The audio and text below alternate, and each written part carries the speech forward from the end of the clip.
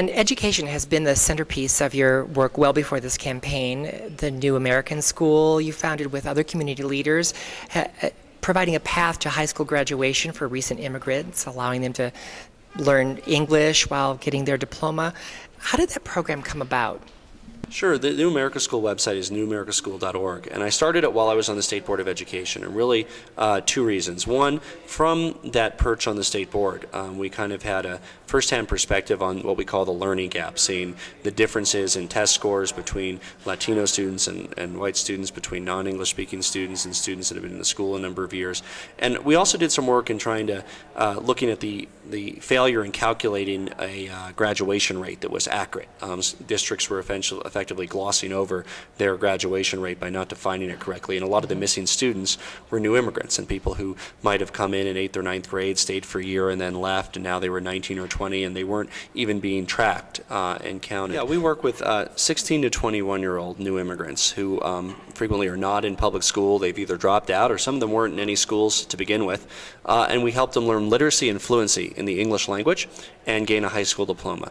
We're in Lakewood, Aurora, North Glen, and Gypsum, and we have about 1,000 students that we serve. We graduated about 100 this year with a high school diploma, and I got to go to both, take a few moments off from the campaign to go to both of those graduations, and there's not a dry eye in the place when you hear some of these stories. When I talk to our friends in the LGBT community, what I like to stress is that really there's a broader issue of human respect and human dignity, and whether you're talking about immigrants, whether you're talking about the disabled, whether you're talking about the young or the elderly, or whether you're talking about people of different sexual orientations and gender identities, it's all about the humanity and respecting each and every person for who they are. My advice to the graduates that I spoke to last week of the New America School is never internalize what other people are saying about you, because you know what, immigrants are scapegoated for, I hear it going door to door too, they're scapegoated for everything under the sun, from the price of gas to unemployment. But never internalize the negative things that people are saying about you. Always be proud of who you are,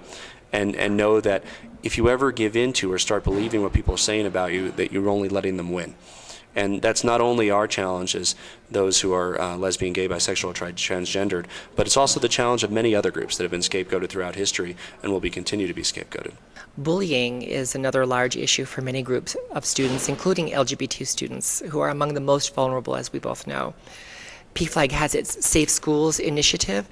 I wonder what ideas that you have to help those students who might drop out because of fear of safety in school, and how you can bring those ideas to the fore in Congress. Sure, I had the opportunity to work on some of these issues on the State Board of Education. We were able to incorporate safe and civil school environment, language around each district needing to demonstrate that they had a safe and civil learning environment for all students to be accredited by the state.